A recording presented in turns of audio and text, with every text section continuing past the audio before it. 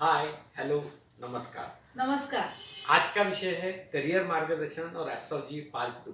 हम्म, अभी माइकल कैकोली इन्होंने काफी रिसर्च किया है करियर के बारे में और एस्ट्रोलॉजी के बारे में, आपसी संबंध उसका। तो रिसर्च क्या था जो भी उन्होंने वो रिसर्च के बारे में बताइए। ये माइकल गैकलिन ने जो रिसर्च किया, उस टाइम पे मैंने जैसा बोला पोजीशन बहुत डिफिकल्ट थी। हाँ। तो उन्होंने क्या किया कि पहले उसने सोचा कि इस विषय पे मेरे को यदि रिसर्च करना है तो मेरे को कुंडलियां जमा करना पड़ेगा। हाँ, क्योंकि अपने आप तो होगा नहीं। अपने आप तो होगा नहीं, क्योंकि उस टाइम कुंडलियां भी नहीं थी। हाँ। तो उन्होंने 576, पहले तो हजारों कुंडलियां जमा की। हाँ। इधर से उधर से उसका बहुत महत्वपूर्ण योगदान था कि उसने काम बहुत किया। हाँ। इतनी कुंडलियां जमाना। उसके बाद में पास एक इंस्टीट्यूट है, फ्रेंच मेडिकल इंस्टीट्यूट, उसमें गए। उसमें उसने 576 एक्सपर्ट डॉक्टर्स, सिर्फ डॉक्टर्स नहीं, एक्सपर्ट डॉक्टर्स की कुंडलियां तो नहीं थी। उनके पास से डेट निकाली। फिर ऑफिस कारपोरेशन जो भी होगा वहां का, वहां जाके उसका टाइम निकाला। अच्छा। और उसके बाद में उन्होंने उससे 576 लोगों की काफी मेहनत की। ये डॉक्टर्स थे। फिर 576 के करीब करीब 600 लोगों की ऑर्डिनरी थे, जिन्होंने डॉक्टर नहीं थे, कुछ भी नहीं थे, कुछ भी थे दूसरे प्रोफेशन के, ऐसे फिर से लिए 600 लोगों की, 600 के करीब करीब 600 लोगों की ऐसी कुंडलियां ली कंपैरिजन के लिए। और जब उन्होंने फिर उसका कुंडली जब बनाई तो उन्होंने पहला तो उनका था उस टाइम पे कि पहले स्थान के ऊपर देखो कि स्थान पे कौन सा ग्रह है कि जो इसको डॉक्टर बना रहा। तो उनको ये दिमाग में आ गया, उन्होंने जब सब स्टडी किया और उसके स्टैटिस्टिकली किया, क्योंकि वो स्टैटिस्टिक्स में डॉक्टरेट थे। तो उनको पता चल गया कि मंगल और शनि ये यदि विशिष्ट पोजीशन में है, विशिष्ट जगह पे, तो वो आदमी डॉक्टर बनता है, यानी ज्यादा पॉसिबिलिटीज है। तो उसने फिर उसको और स्टडी किया। तो वो 576 लोगों में उसको पता चला कि ये जो कॉमन मैन की जो कुंडलियां थी उसमें मंगल और शनि, मंगल स्पेशली 10th स्थान पे नहीं, या लग्न स्थान, ये दोनों देखा कि 10th और लग्न में ज्यादा मंगल था डॉक्टर्स की कुंडली में। और इधर की कुंडली में 10th और इसमें कुछ भी मंगल नहीं था। तो उसका निष्कर्ष ये निकला कि यदि मंगल लग्न स्थान या दशम स्थान में है तो वो आदमी डॉक्टर बन सकता है। और ये जो पूरा निकला, उसके बाद तो फिर से बैठा नहीं। इनकी एक आदत थी ये लोगों की, साइंटिस्ट की, एक बार बोल दिया तो लोग बोल सकते हैं बाद में कुछ होगा ये। उसने फिर से क्या किया, दूसरे जगह गया, वहां 508 डॉक्टर्स लिए, अच्छा, एक्सपर्ट, और उसी टाइप से फिर से काम किया। वो काम में भी उसको वही निष्कर्ष मिले कि दशम और लग्न स्थान में वो शनि और मंगल। तो उन्होंने एक ये सिद्धांत तैयार किया और उसको उसने मार्स इफेक्ट नाम दिया। अच्छा। कि मंगल यदि 10 और इसमें है, मंगल 10वें स्थान तो में, वो डॉक्टर होने की पहले स्थान में है। ऐसे शनि उसका कुछ रिलेशन में, मंगल पहले में भी रह सकता, 10वें में भी रह सकता। तो वो उसने एस्टेब्लिश किया और वो मार्स इफेक्ट काफी फेमस हो गया। अच्छा। इतना फेमस हो गया कि ये ज्योतिष लोगों के अगेंस्ट जो थे उनको बड़ा ताज्जुब लग गया। तो फिर इसके ऊपर उन्होंने मिस्टेक तो नहीं निकाल सकते थे। तो बहुत से लोगों ने बोला नहीं ये तो कोइंसिडेंस था, इसलिए हुआ। अब 2 बार कहाँ कोइंसिडेंस होगा, और इतनी पत्रिका बट उन्होंने कोइंसिडेंस करके उसको जानबूझ के पीछे ढकेल दिया वो रिसर्च को। फिर उसका वो जो रिसर्च था वो कोइंसिडेंस तो नहीं था, ये तो पक्का मालूम था। तो वो फिर से उसके ऊपर उसने और कुछ अपना रिसर्च शुरू कर दिया। तो और फिर उसका क्या हो गया, 1990 के आसपास में उसका डेथ हो गया। अब डेथ होने के बाद इन्होंने इसके ऊपर आरोप शुरू कर दिए। अच्छा, वो उनकी डेथ हो चुकी थी। तो ये जो मार्स इफेक्ट है, ये सिलेक्शन बायस है बोलते थे। सिलेक्शन बायस है क्या नहीं, अपने स्टैटिस्टिकल जो रहता है डाटा, उसमें यदि अपने को चाहिए उतनी अपनी कुंडलियां ले और उसी का निष्कर्ष निकाले तो उसको सिलेक्शन बायस बोलते हैं।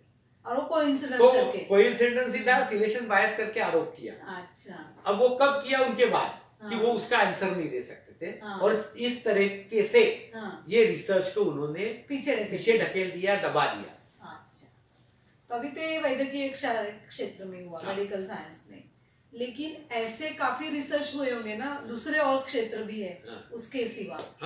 तो उसके बारे में भी आप बताइए। तो अब ये जब माइकल गैकलिन को जब लोग झुटकार रहे थे हाँ। जानबूझ के, तो वो जिद पे था। हाँ। तो वो और जिद पे रहा, उसने 27-30 हजार कुंडलियां जमा की, फिर से अलग अलग लोगों की, फिर उसमें शास्त्रज्ञ थे। हाँ, यानी उसमें मेडिकल हाँ, वाले अलग मेडिकल वाले केवल नहीं थे, हाँ। शास्त्रज्ञ थे, स्पोर्ट्समैन थे, हाँ, काफी कलाकार थे, सबकी। सब और फिर profession वैसे के लोग थे। उसी टाइप से वही फॉर्मूला से स्टैटिस्टिकल स्टडी की। यानी 600 कलाकार लेना, 600 ऑर्डिनरी आदमी लेना, अच्छा, हर एक के साथ उसने करके अपने निष्कर्ष निकाले। हाँ। तो उसको ये पता चला कि जहाँ कलाकार है, हाँ। तो वहाँ गुरु, जैसा वहाँ मंगल का प्राबल्य था, तो वैसा यहाँ गुरु का प्राबल्य है। फिर जो लेखक है, राइटर्स, एडिटर्स, उनके इसमें चंद्र का महत्व बहुत ज्यादा है। वैसे मंगल का फिर से उसने महत्व देखा। तो जो स्पोर्ट्समैन थे, स्पोर्ट्समैन में फिर मंगल का महत्व उसको दिखा। अच्छा, डॉक्टर, स्पोर्ट्समैन एक इसमें मंगल, और तीसरा जो इंडस्ट्रियलिस्ट थे, बिजनेस बड़े बड़े वो बड़े कंपनी के एग्जीक्यूटिव है, उनमें फिर से मंगल का उसको ये दिखा। अच्छा, तो इस तरीके से उसने डिफरेंट कैटेगरीज को कहाँ कौन सा ग्रह इफेक्टिव है, ये देखने की पूरा स्टैटिस्टिकल ये किया, बहुत बड़ा काम किया, काफी रिसर्च। अब देखो उन्होंने जो काम किया स्टैटिस्टिकली, वही काम 5000 साल पहले अपने ज्योतिष्य लोगों ने किया था। अच्छा। क्योंकि ज्योतिष्य सिद्धांत यही कहते थे, जो इनके निष्कर्ष थे, वो ज्योतिष्य से मिलते जुलते हैं। क्योंकि ज्योतिष्य भी ऐसे टाइप से बना है, जो भृगु संहिता है, भृगु ऋषि ने बनाई थी, उसने उन्होंने भी हजारों कुंडलियां देखी थी तभी, और उन्होंने उस हिसाब से निष्कर्ष निकाले थे। तो वही माइकल गैटलिन के थे। तो माइकल गैटलिन ने करीब 6-7 क्षेत्र में, साइंटिस्ट, ये अलग अलग क्षेत्रों में कौन से ग्रह उपयुक्त रहते हैं, इसके ऊपर काफी बड़ा और अच्छा रिसर्च किया। तो जो भी आपने अभी बताया, उससे रिलेटेड आपके रिसर्च में कोई और घटना घटी हुई है क्या? हाँ, एक्चुअल में काफी मेरे ज्योतिष कथन में बहुत सी सत्य कथाएं घटी है। हाँ। और मैं बता भी बहुत सी सकता हूँ, लेकिन अभी अपन जो गैटलिन का बात कर रहे थे, जिसमें मंगल इफेक्ट, मार्स इफेक्ट और मेडिकल साइंस, तो उसके बारे में मैं एक कथा बता रहा हूँ। सत्य कथा। एक व्यक्ति मेरे तरफ आए थे, अपना उनके बेटे को भी लेके आए थे, उनकी मिसेस भी थी। मिसेस तो मेरे तरफ पहले आती थी, लेकिन ये पहले बार आए, और वो बोले मैं स्पेक्टेटर करके आया हूँ, हालांकि मेरा ज्योतिष्य पे कोई विश्वास नहीं है, लेकिन मैं देखना चाहता हूँ कि ज्योतिष्य क्या करता है, क्या चीज है, इसलिए वो आए।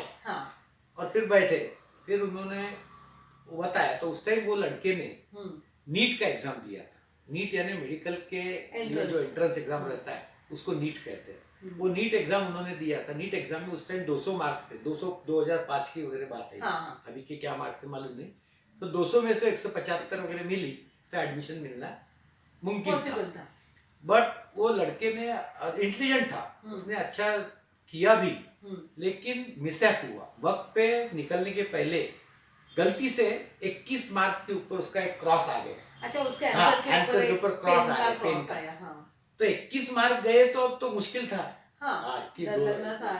तो इसलिए वो मेरे तरफ आए थे। वो बोल रहे थे अब कैसा होगा, इसको तो मेडिकल का एडमिशन मिलना अब असंभव लग रहा।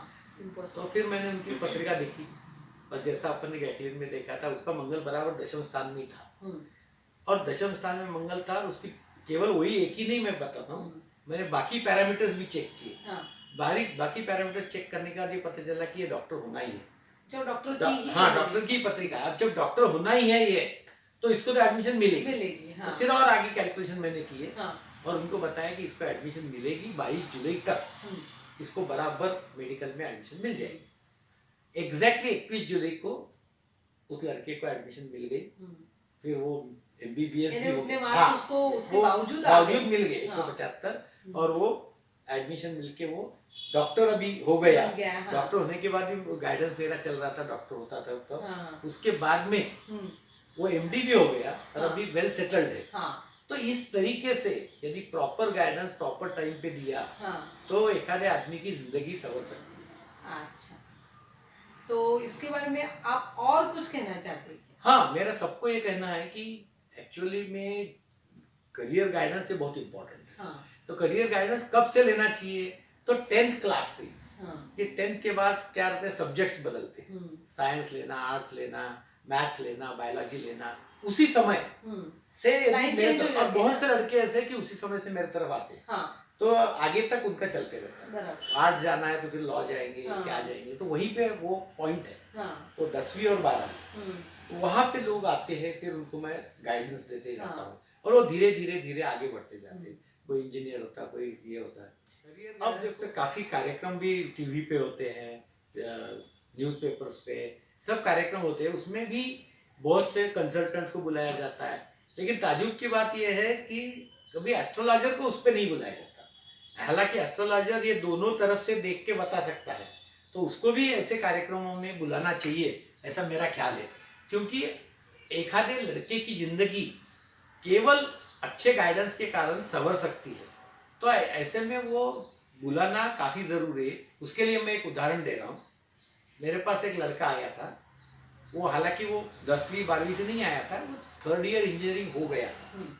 अब 3rd ईयर इंजीनियरिंग हो गया, करीब करीब इंजीनियर होने के फाइनल पे ही था। दिसंबर महीना था, मई में उसकी, अप्रैल में उसकी परीक्षा थी। अब क्या हो गया मालूम नहीं, दिसंबर में सडनली वो डिप्रेस्ड हो गया। इतना ज्यादा डिप्रेस्ड हो गया कि उसको इंजीनियरिंग नहीं कर सकता, करना ही इस पॉइंट पे आ गया कि मेरे को इंजीनियरिंग हो ही नहीं सकता, 4th ईयर मैं छोड़ रहा हूँ। अब उसके फादर मदर सब लोग बहुत चिंतित थे, मेरे तरफ आके बैठे, कैसा होगा क्या होगा। फिर मैंने पहले उसको शांति से बोला कि भैया तेरी पत्रिका मैंने देखा हूँ, तू इंजीनियर हो सकता है, पहले सोच ले। फिर भी वो कोई तैयार नहीं था। फिर धीरे धीरे उसको मैंने काउंसलिंग किया एक प्रकार से, उसको बोला कि तू पढ़ाई कर केवल, बाद में रिजल्ट क्या आना है वो बाद में आएगा। तो फिर भी वो तैयार नहीं था। फिर आखिरी में मैंने उसको एक बताया कि जनवरी तक, सुन नहीं रहा, तो जनवरी तक तू सिर्फ पढ़ाई कर, बाद में यदि तेरे को छोड़ना है तो छोड़ दे। आज छोड़ने से अच्छा 1.5 महीना तू पढ़ाई कर और 1.5 महीने के बाद तू छोड़ दे। तो फिर उस पर वो थोड़ा तैयार हो गया कि ठीक है मैं 1.5 महीना पढ़ाई करता हूँ। उसने फिर चले गया। अब मैंने देख लिया था कि बराबर जनवरी से उसके ग्रहमान बदल रहे थे। जनवरी अच्छा, आपको मालूम था पीरियड? हाँ। तो मेरा मालूम था कि फरवरी में पॉजिटिव हो जाएगा। वैसे ही हुआ, जनवरी एंड को पॉजिटिव हो गया था। पॉजिटिव पूरा तो पॉजिटिव एटीट्यूड हो गया था। फिर वो आया, वो बोला नहीं नहीं काका मैं कर रहा हूँ। तो मैंने बोला देखो अभी पीछे नहीं हटना, क्योंकि मेरे को फिर भी डर था कि ये क्या करता क्या नहीं। फिर उसकी पढ़ाई चलते रही और फिर मैं बेफिक्र हो गया। लेकिन जब मैं उस समय में मैं यूएसए जा रहा था, वो 20 अप्रैल का उसका एग्जाम था और 19 अप्रैल को मैं जा रहा था। तो बम्बई में मैं जब पहुंचा, और तो बम्बई में से मैं एयरपोर्ट में से जा रहा था, तो बस में बैठा था, उसमें उसका फोन आया कि काका ऐसी ऐसी बात है, मैं कुछ कल एग्जाम दे दी। अरे मैंने बोला इतनी सब होके अब क्या? नहीं, बोले मेरे से जमेगा ही नहीं, ये नहीं। फिर से चालू हो गया, फिर से नर्वस हो गया। फिर मैंने उसको एक ही बात बोला, थोड़ा डांटा मैंने उसको बोला अब आगे यदि तेरे को मेरे तरफ आना है और सुनना है तो एक ही चीज कर, कल तो एग्जाम दे दे, तेरे को 0 मार्क मिल जाए, 0 तो मेरा कोई गम नहीं, तू आगे मैं गाइडेंस दूंगा। लेकिन यदि तूने एग्जाम नहीं दिया तो फिर मैं कभी गाइडेंस तेरे को दूंगा नहीं। तो उसका ऊपर असर हो गया और उसने एग्जाम दी अच्छे तरीके से पास भी हो गया। आज इंजीनियर है और नागपुर में अच्छे मल्टीनेशनल कंपनी में काम कर रहा है। तो इस टाइप से देखो लड़कों की जिंदगी एकदम बदल जाती है। तो ये इसलिए गाइडेंस इंपॉर्टेंट है। और ऐसे करियर के और चीजें भी मैं आगे बताऊंगा कैसे कैसे रहते हैं, क्योंकि ये तो मेडिकल का ही चल रहा है, इंजीनियरिंग है, फिर आर्ट्स कल्चर में है, बाकी सब क्षेत्रों में है। तो आगे मैं बताऊंगा, तो वो एपिसोड भी बड़े रोचक रहेंगे। तो आशा है आज का एपिसोड आपको पसंद आया होगा और आप जरूर उसको लाइक कीजिए, शेयर कीजिए और सब्सक्राइब कीजिए। सब्सक्रिप्शन फ्री रहता है, आप जरूर कीजिए ताकि आगे के एपिसोड आपको सुनने को मिलेंगे, उसका इंटीमेशन मिलेगा। नमस्कार।